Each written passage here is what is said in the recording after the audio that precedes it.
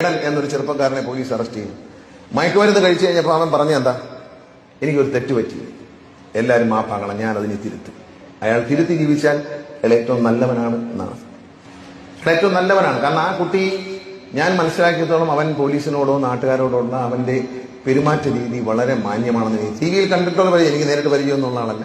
T വിയിൽ കണ്ടപ്പോൾ ആ കുട്ടിയുടെ ഒരു ശരീരഭാഷയും ആ കുട്ടിയുടെ ഒരു മനസ്സിന്റെ ഒരു രീതികളും കാര്യങ്ങളോട് പ്രതികരിക്കുന്ന സമീപനമെല്ലാം വളരെ നല്ലതാണ് എന്ന് തോന്നി. അവന്റെ ജീവിതത്തിൽ അവനൊരു അബദ്ധം പറ്റി, ആ അബദ്ധത്തെ ശ്രമിക്കാനും അത് തിരുത്താനും അവനൊരു അവസരം ഉണ്ടായി. ഒരബദ്ധം പറ്റിപ്പോയി, നീ ഒരു ഇവിടുത്തെ കഞ്ചാവടിക്കാരൻ എന്തേ എന്ന് ചോദിക്കരുത്.